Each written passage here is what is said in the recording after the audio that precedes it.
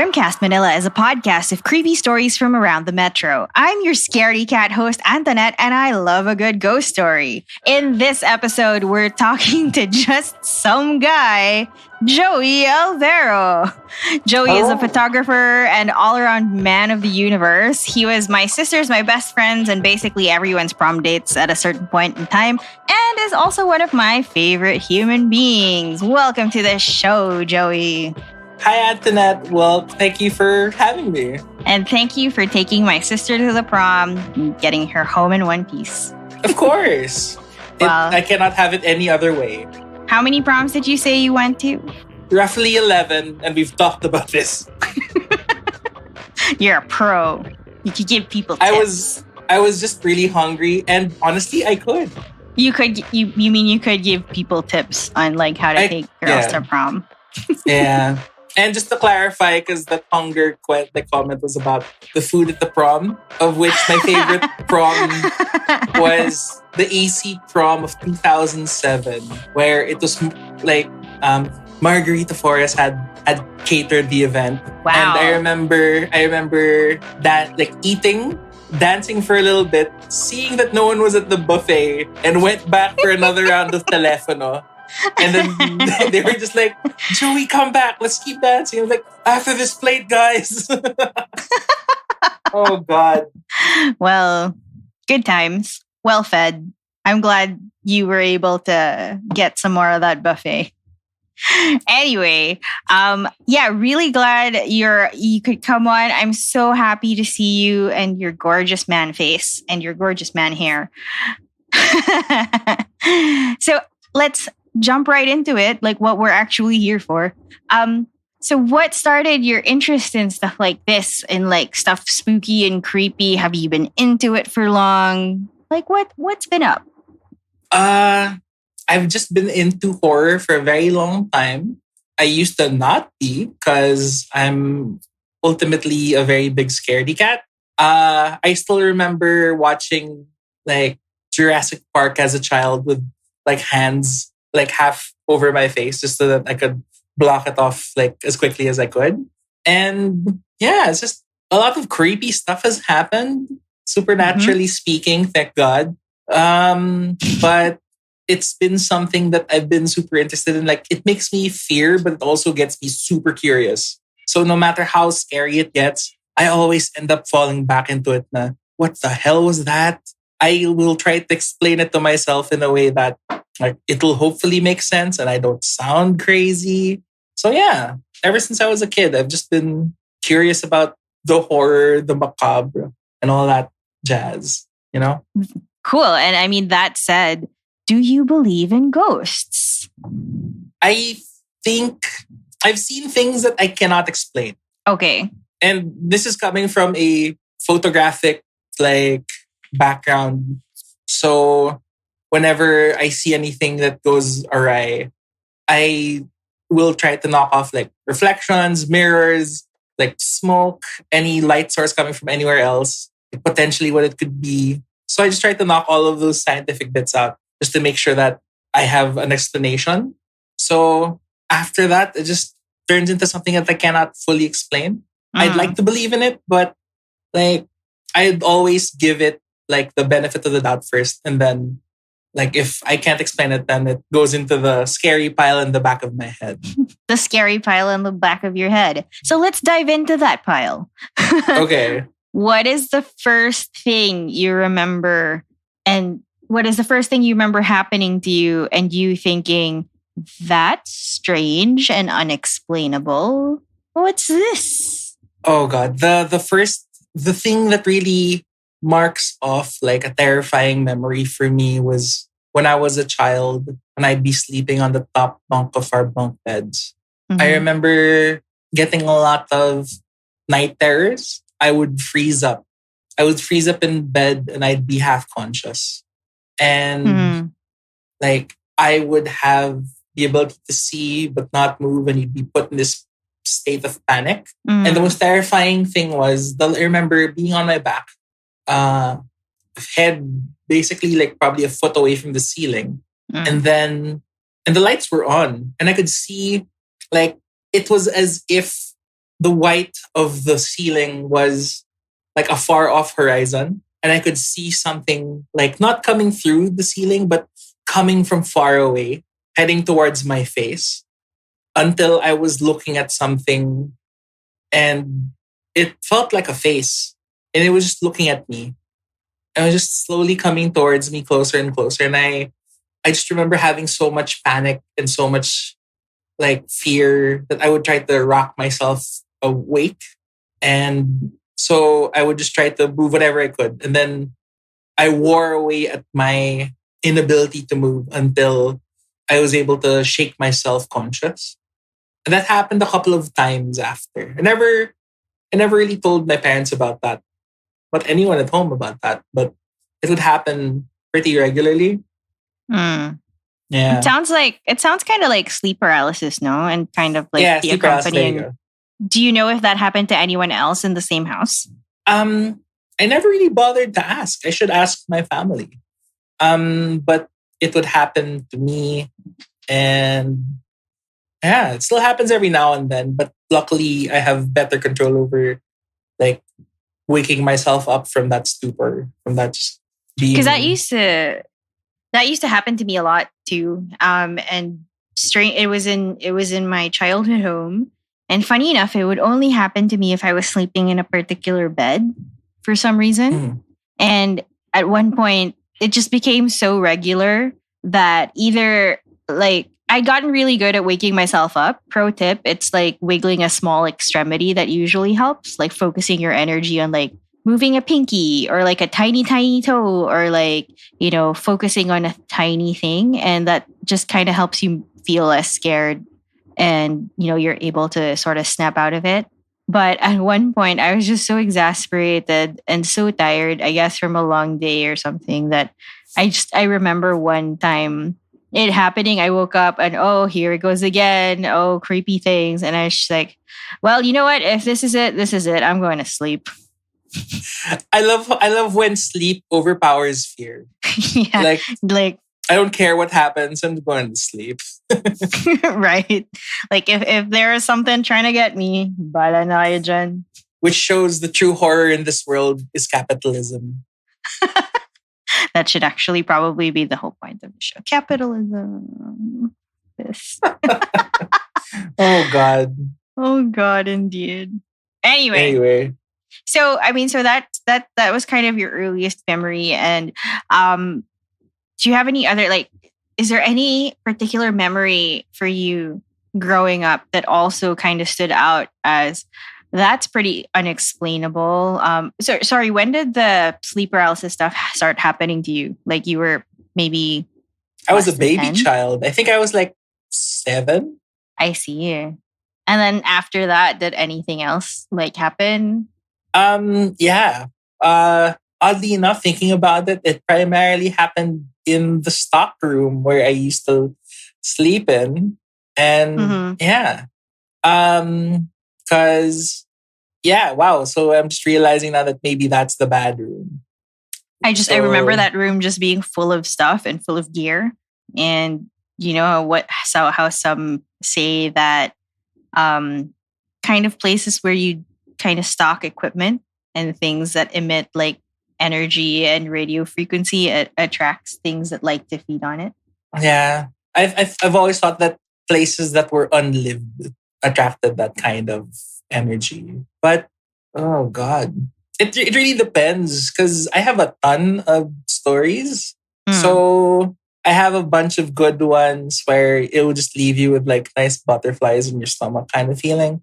But I also have ones that are just still absolutely terrifying for me. So it depends on which kind of story you want to start with. Let's start with the terrifying one so we can close off with the lovely butterflies that you mentioned later on. How about that? What's the worst thing that you remember? The worst thing was I had just come home from Taft. And I remember driving home. And I remember passing through a part of what's this called? A part of Pasay. And I forget what it's called, but it's by Coastal Road. And I remember when I got home, I was just super tired. So I just went straight to sleep. I lied down on my side.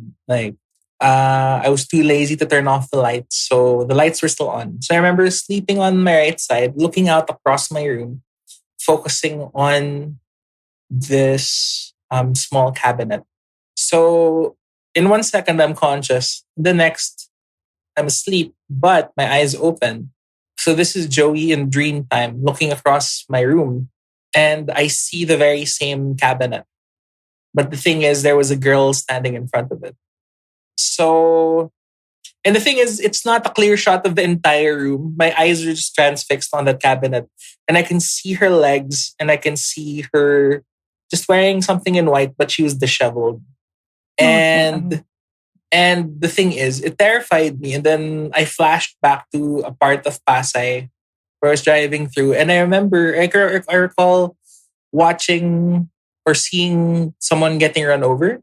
What? Yeah, so that's not from reality, mind you. This is a reflection of Pasay watching someone get run over. As if they were trying to feed to me what happened. Or Oh, like maybe my mind's playing tricks on me and that's just like trying to fill in the gaps. sure. But so I see someone getting run over and then back to my room. Mm. And while I'm still on the same side of the bed, sleeping in the same manner, looking out at the same part, but she's no longer there at the end of the room, standing by the cabinet. By the time I come back from that flashback, she's right in front of my bed. Oh my God. Yeah, okay. So at that point, as is one very strong, brave college student is to do, I grab my pillow, I grab my kumot, and I run to my parents' room. Okay. And I run to my parents' room.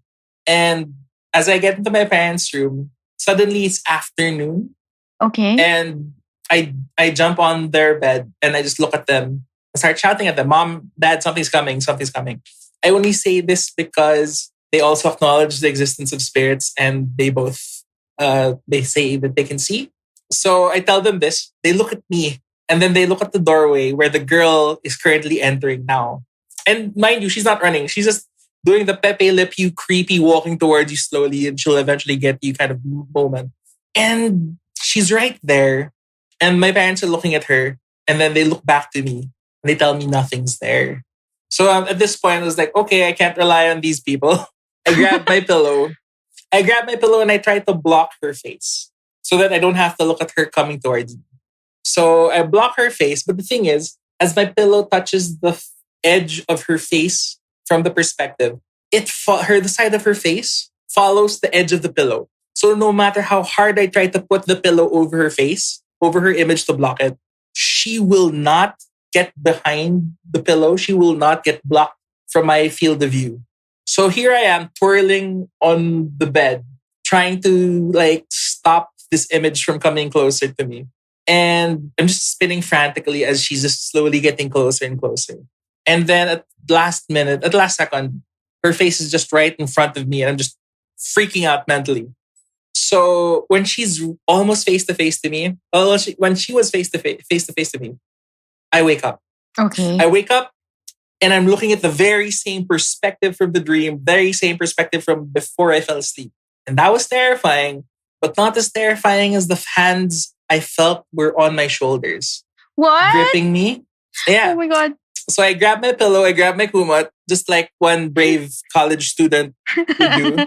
And I ran to my parents' room.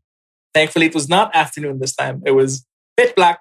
Parents are sleeping there. Thankfully, they had a couch. And then they asked me, Joey, what's Oh. wrong? And then the first thing I said, I don't want to talk about it. And I just proceed to sleep.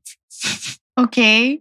And I only felt comfortable in that space because for the other fans of the occult and also for the fans of religious iconography, we have an ancient, like class 3 Christian relic.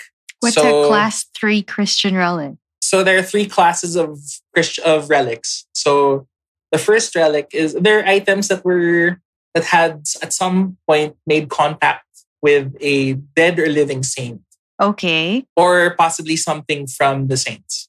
So the Okay. class 1 is an item that has touched the figure or the frame of a saint. I remember there was this one time back in the 90s that the saint was paraded around here. And Okay. there were like rose petals that you would wipe across the enclosure of that saint. Mm. Technically, that's a class 1 relic. Class 2 relics are items that were owned previously by the saint, I think.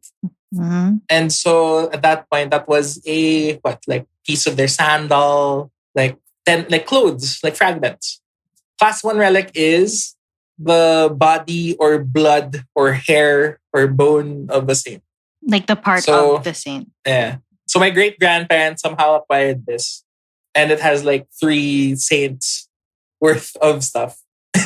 So the blood of a Cool. saint, the bone of a saint, the the hair of another saint. So hair, blood, bone. So and then so that's like the Alvero family protective item. So somehow it gives me this peace of mind that okay, they Okay. won't like fuck around with me here. Okay. So yeah. And yeah, I didn't sleep in my room for months. So, wait. Okay. All right. So you slept there and it was all good. You felt better. Did you ever tell your parents what had happened? Did they ask? Oh yeah. Oh yeah. And I remember it being I don't think that's one of ours. It's probably just a traveling one. what do you mean that's not one of ours? Like So in the apparently house? so apparently we have like 3 of them around the house. But they're pretty chill. It's they're friendly. They don't really Okay. bother you. Yeah. I have a slight confession to make. Who did you see? I didn't see anyone because I don't want to see anything. I think I may have like shut that down very early on in my life.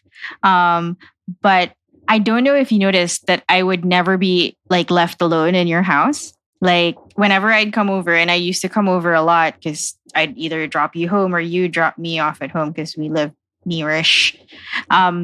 Whenever you say, "Oh, I'm just gonna go to the kitchen," I'll be like, "Let me come with you.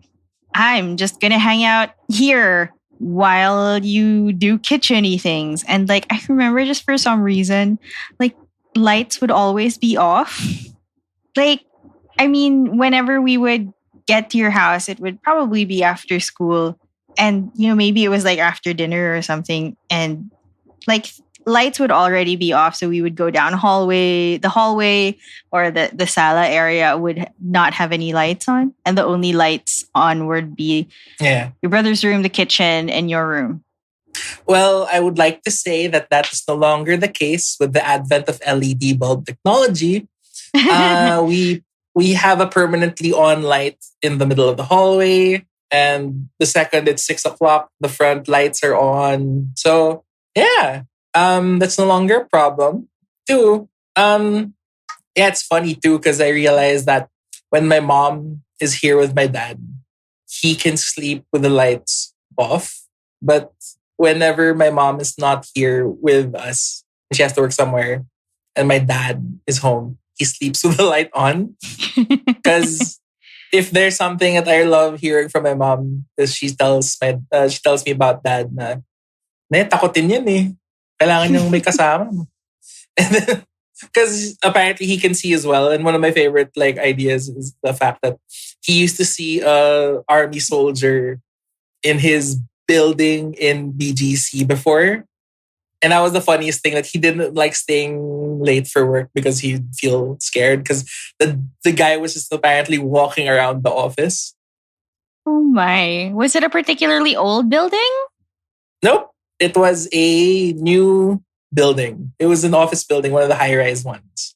I'm so scared because I work in like BGC and it's like I work in a new building. Well, we're gonna ask you up no. where.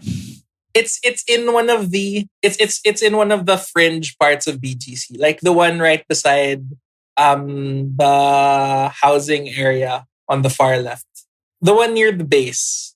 Oh, wait, not by the base. Okay. The other side. I mean the one that that overpass that goes over from Buendia going down to BGC. If you like follow the it SNR straight side instead of going down, yeah, it's on that far end, like the fringe of BGC on that area. Fun times. Again, gonna ask you off air where that is because that's near where I work. Anyway, oh God, so you okay. said you said that there were 3 of yours in the house and your parents said, that one was just passing through. That's not one of ours. So what are these ones of yours? Who are these ones of yours, rather? I don't know. They don't really they don't really bother me much. So they don't really do anything overtly spooky. Like they're the kinds who you'd see in the corner of your eye, sort of like, oh, someone's there. Okay. So I Okay. think that's how I'm not as scared nowadays. Okay. But Yeah. do you know anything of them? Absolutely nothing. Like Maybe better that I've way. never tried to.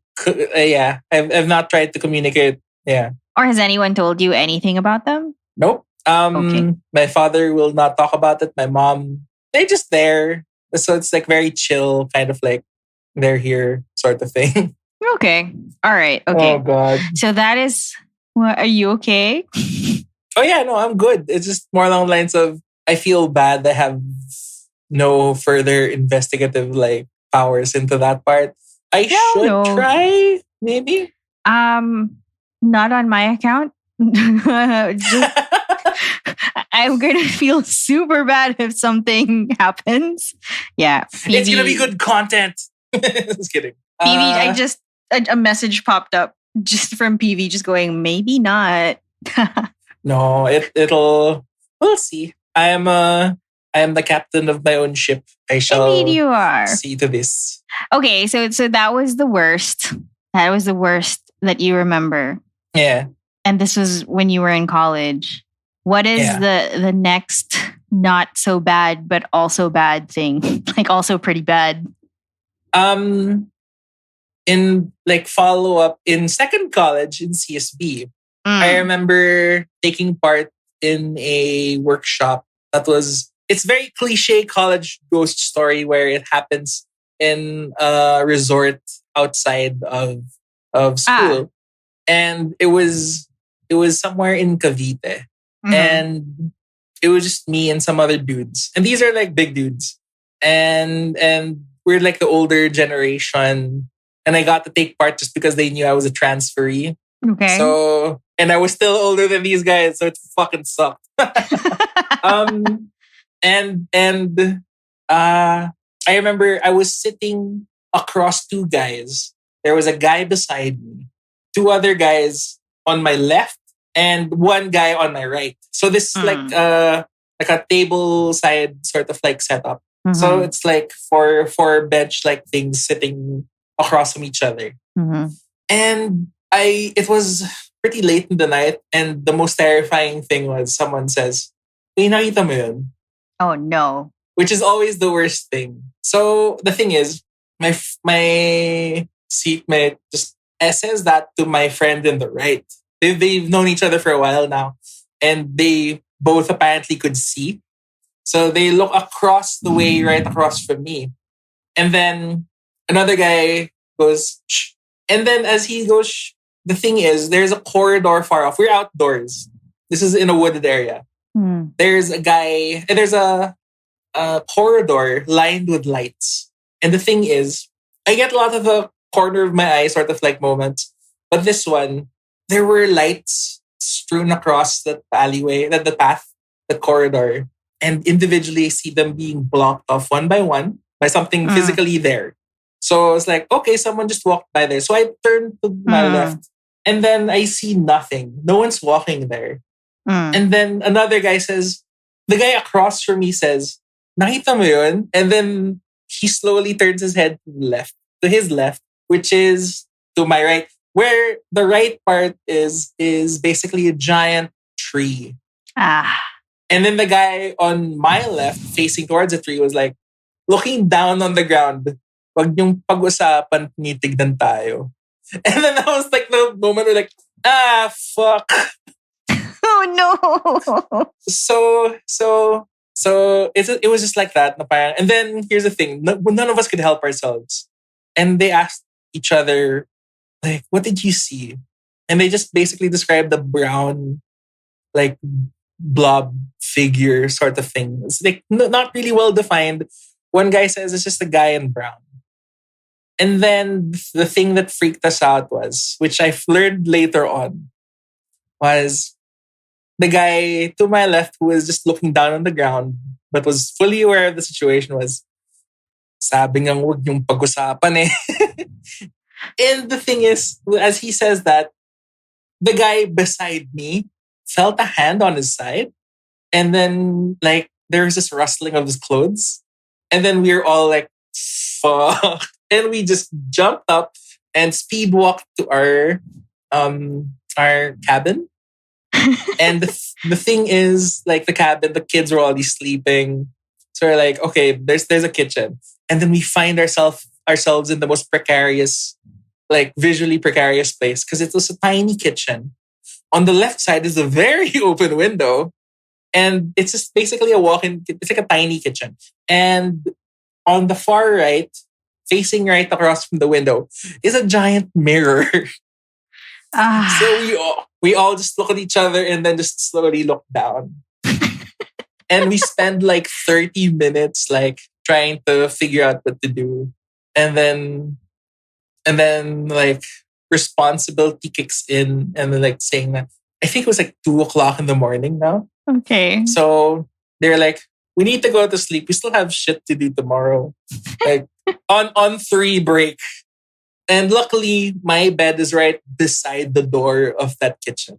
Okay. So on 3, we just all broke out and quietly went straight to the beds as quick as we could. So I just jumped into the bed, put the pillow over my face, and forced myself to sleep.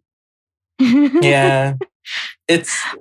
I mean, I do appreciate that even if you guys were already scared out of your minds, there was still the presence of mind or like keeping it together that you didn't like book it and run as fast as you could. You were speed walking, keeping your composure. And like, it was all very, okay, on 3 break, very like adult, very not how I would have dealt with the situation. I would have been like, at the first sign of anything, I'd be like, bye, y'all. I think it was both understanding of the, like as close as understanding as we could get to understanding that like situation. And also the machismo. I won't show these guys I'm a bitch. No. But I'm sure we're all fucking terrified. And you said that these guys are all like huge macho dudes. Yeah, they're all big dudes. Oh man. But did anybody ever explain the next day what it was, what the brown thing was, or, that guy who was looking at the ground sort of with his eyes cast down, or the guy whose shirt or clothes were ruffled, or did nobody just talk about it again? We didn't know about the ruffled shirt until after when we were on the bus home because they're like, you know why I told you guys to move, man, like just go. Yeah, someone was touching my side already, and that's why I had to tell you guys to go. So it's like, oh my god. The closest we got was the fact that the caretaker for the area said, yeah, he's around here a lot. He? Yeah.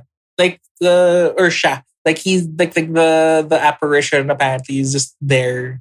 But nothing too malicious. Just trying to feel up a guy's shirt. Yeah. Lord knows I wish someone would do that to me right now. Good Lord, I need that physical like acknowledgement of like, hey buddy, it's okay, I'm here. That's okay, hon. Well, you know what they say. Be careful what you wish for.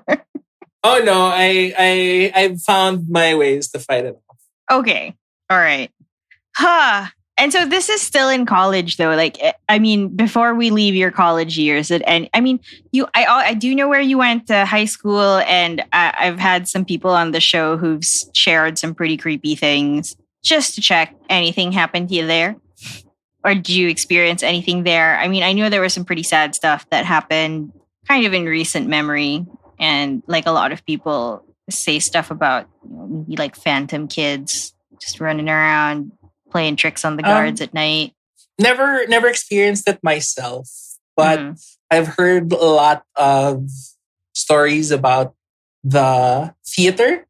I've not heard any. actually.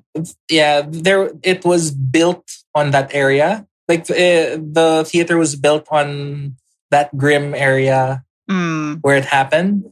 mm, And so some of the production people who would do the theater stuff, they would always feel creeped out, feeling that someone was behind them. mm, Well, not always, but specifically the guys who do the mm. spotlights up top. And yeah, you just feel an unnerving presence around you, but it wasn't pervasive and constant. Like every now and then you'll just feel a bit creeped out, but that's it.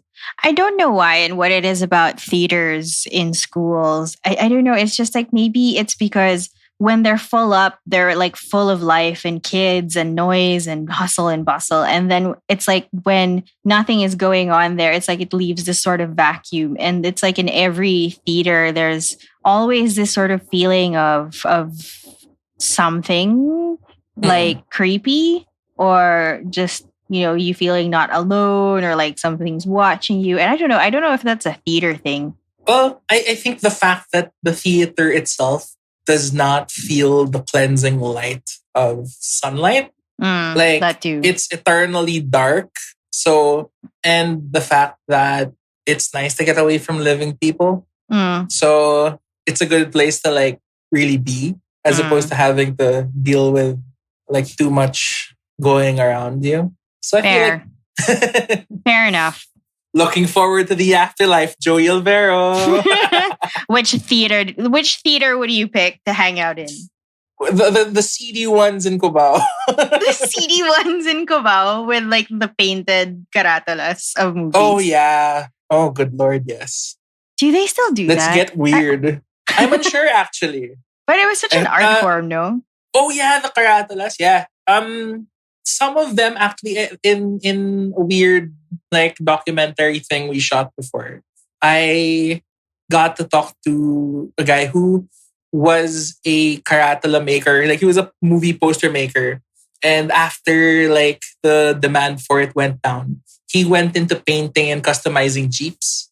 So if you recall the Jeeps in Cubao, the ones particularly with a very dramatic, like very comic style, where it's like the new age Batman Joker kind of like illustrations. Yeah. That was him.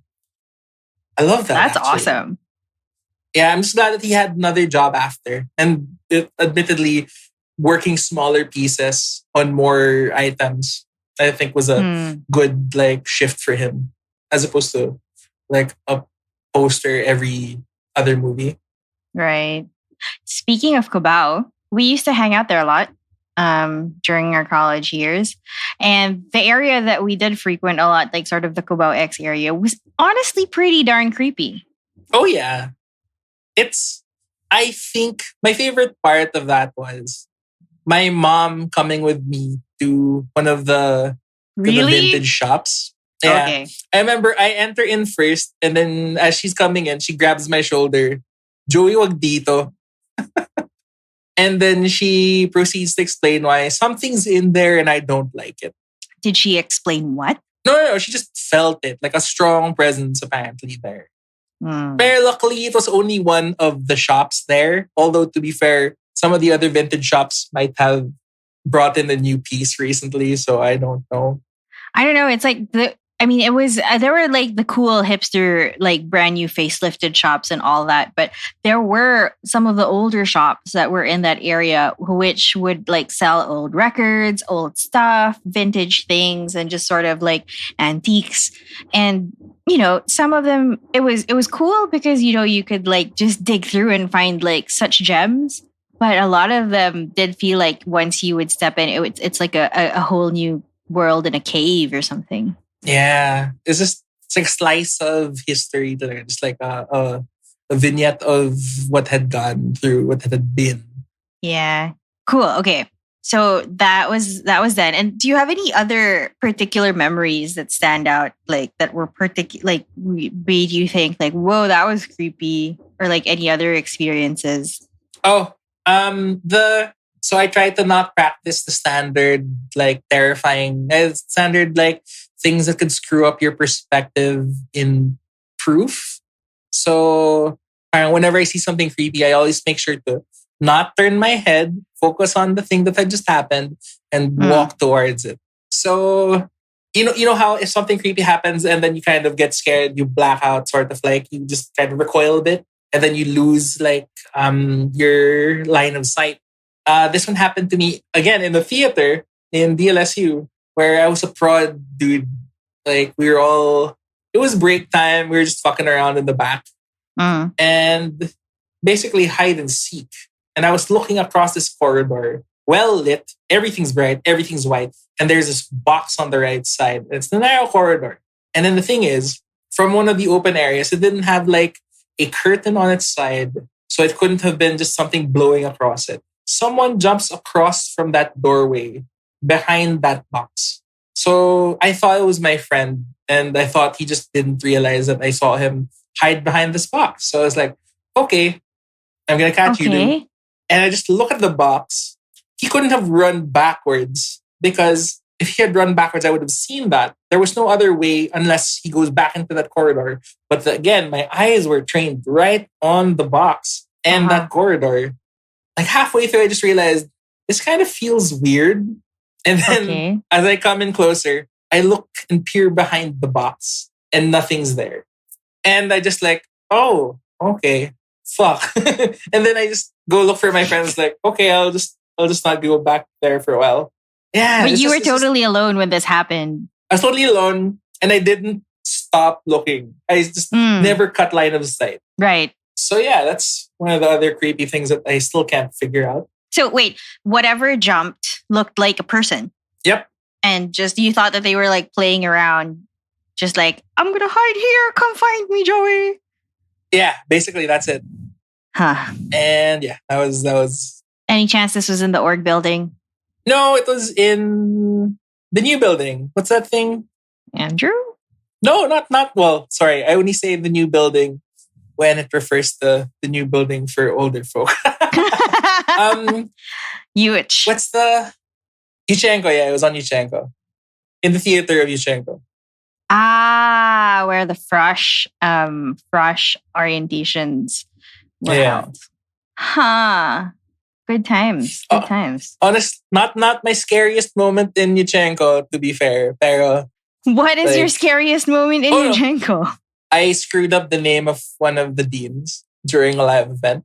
And I never want to speak of that ever again. Well, I mean, Yuchenko had a very special place in a lot of people's hearts because you could rent lockers and they also had really great bathrooms. Oh, yeah. 4th floor bathroom. Oh, yes. God. So what I would do is I would rent a locker and I'd like leave some books and magazines and maybe a jacket and, some like lovely toiletries. And whenever I had to use the facilities, that would be my go-to. I'd like stop by the locker, get some supplies, and have some me time on campus. Always nice. It's pivotal talaga in being in a college or in anywhere. Figuring out the best comfort room is like your number one like priority talaga when you enter a new space. True. That said, we were in the same org for quite a while. And did you ever have to like do any org activities in the building in the back of Miguel? It's this tiny building called Muchin Marie. It's like this 2-floor situation. Oh yeah. I think we had a workshop there once, but I didn't feel anything. Nothing screamed at me.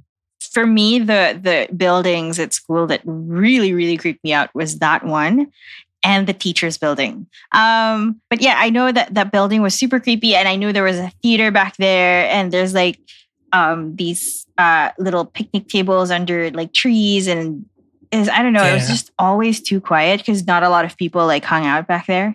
Yeah, that's where the teachers would smoke, and and also behind the gate of that there was like a gate to a parking area for teachers. And that's where also they would smoke further. There was supposed to be one. I remember that's what my other professor said. They would go there to smoke. Never. So technically not on campus. Yeah, technically not on campus. But yeah, it's so far away. And again, it it's just so devoid of human activity that I feel like it's just very welcoming. It's a very welcoming space for anything otherworldly. Or things So that want yeah. to stay away from stupid kids. Yeah. Sorry, cat's meowing. Buddy. I like that meow was so perfect for that like moment. Sweetheart, this is not your time to shine. He's a cat. Every moment is his time to shine. Fair enough. Okay, coming back to it. So that was college. Did anything happen to you like that was particularly like creepy after that? Oh God, this is gonna suck, especially if my ex Why? hears about this. Well, we cannot be 'Cause I specific. oh no, but I only sleep over at one person's place. But Okay. anyway, so Only if you're comfortable.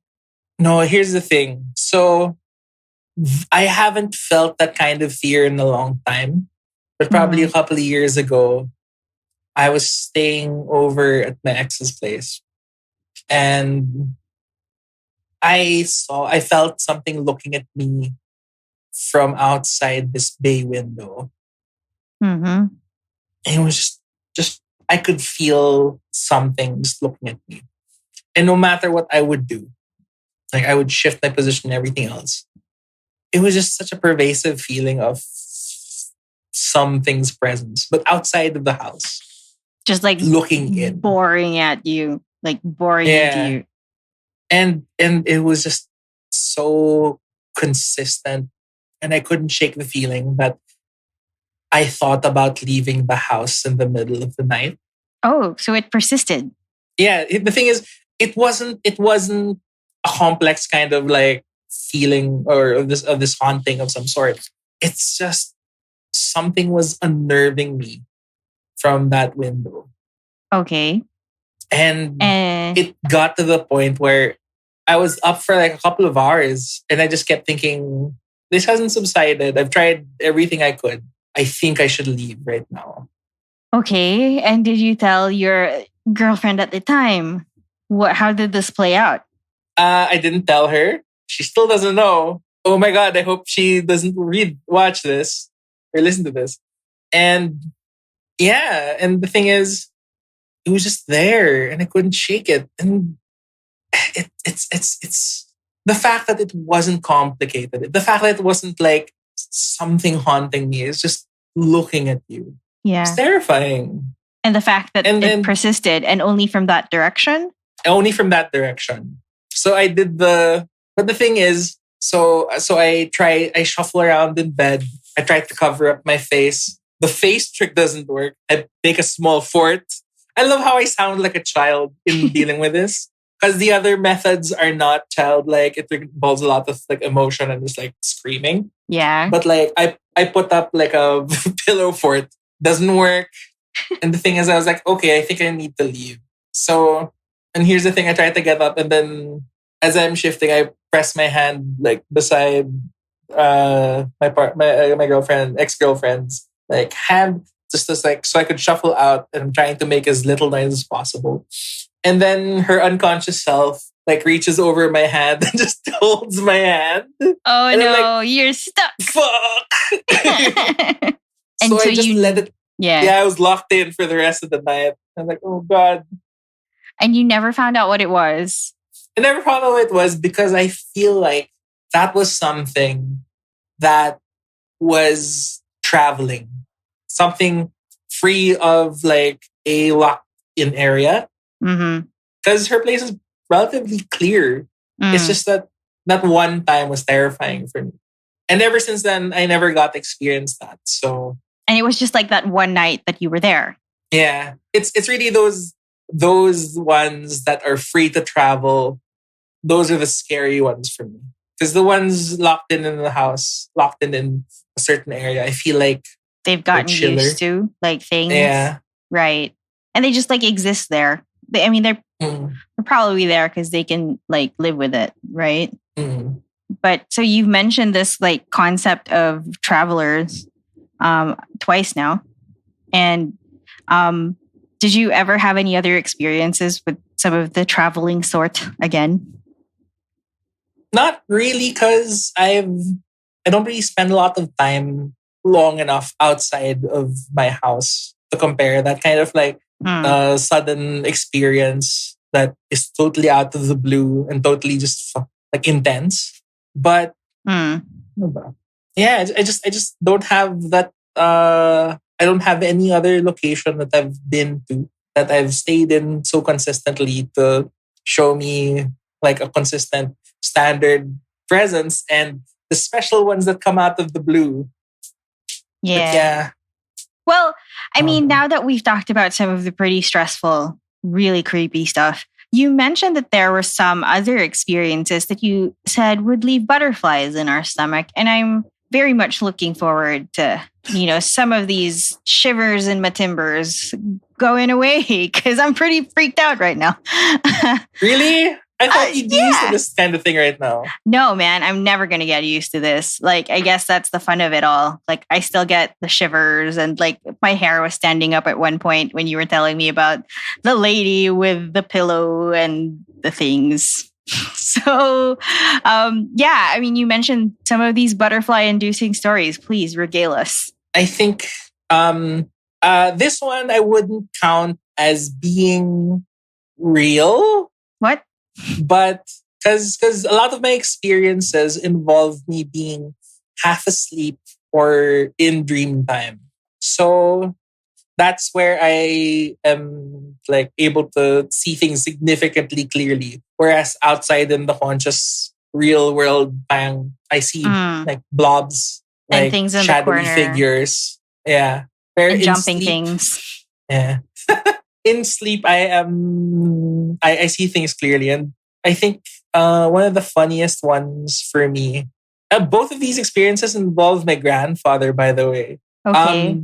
In the first one, which is my funny dream, which I think isn't real. God, I hope it's Okay. not real. I fall asleep, and in my dream, I'm just sitting up in my bed, and I think I'm about to enjoy myself Cool. in a very like terrible manner.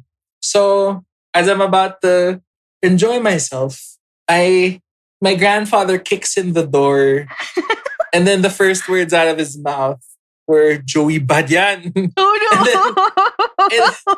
And then I wake up in a shock.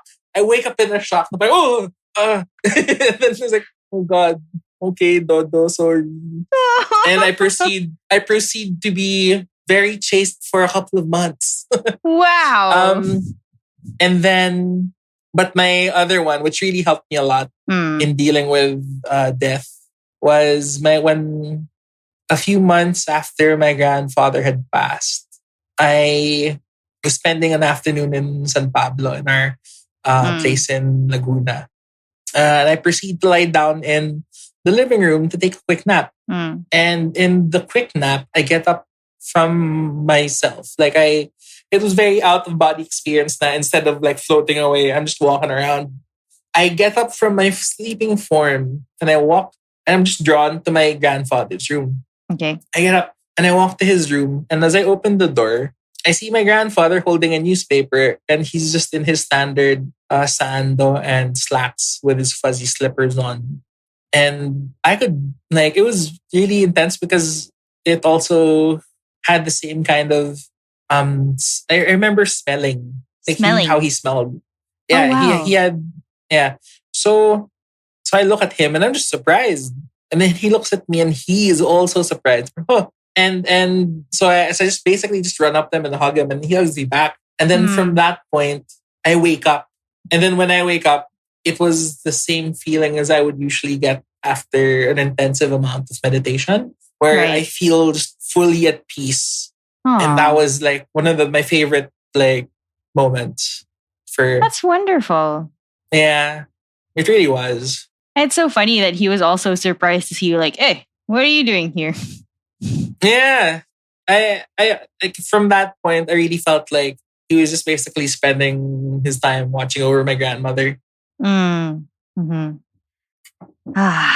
Well, I think that is a lovely note to end it on. I think dreams are some of the most terrifying and some of the most wonderful things that can happen to you, especially when it comes to, things beyond us. Oh, yeah. Absolutely. Well, technically, they're not beyond us because they're happening from within our brains. But I don't know, man. You never know how these things come about. I like following through with. Yeah. Yeah, go on. No. No. It's just nice having this as a palate cleanser after all of the terrifying stories. Yeah. I hope they don't haunt you in the middle of your sleep. No. I will make sure of that. There are precautions in place. How is PV? He's wonderful. What do you mean, like now or like in general? No, in the fact that he's your precaution. It's great because he usually doesn't sleep at night. Because I suppose that is so handy. Yeah, so it's like there's this thing I read on social media about how it was a comment on how there's this perceived masipagness in waking up early, but in all reality, if you were in a tribe and like trying to survive, you would want people up at like on watch at all hours because, you know, you'd want someone up at the campfire watching for bears or things that would try to eat you. So he's the one watching for bears trying to eat us at night. In this case, the little spookies. But I don't think he minds because he spends, if he's not working, he's spending most of it watching wrestling. So, which I'm not a huge fan of. So it all works out. Okay, that's good. I'm glad. Anyway, so this is like a wonderful note, I think, to wrap up on. Thank you for joining us, Joey. At this point, is there anything you want to share to the good people of the internet? What have you been up to? I know you've been pretty busy lately. What's been going on? So Joey Alvero, hermit extraordinaire, has not showed himself in public in quite a while.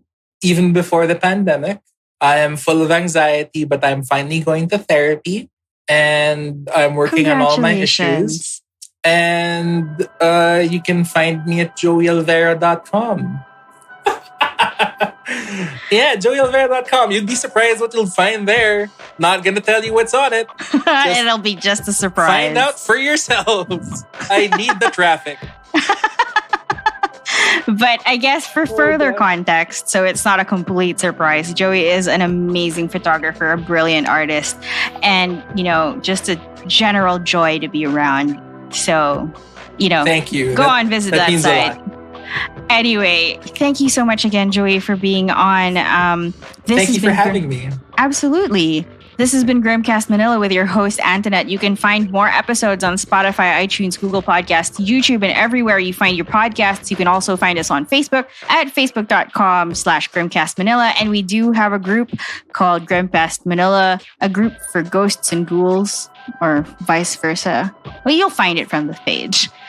Anyway, Grimcast Manila is a podcast of creepy stories from around the metro and is produced, recorded, and distributed by Big Baby Studios. Find out more about our other shows on Big Baby at itsabigbaby.com or facebook.com/Big Baby Studios. Have a lovely day, evening, morning, whatever, and see you at the next one. Bye, guys.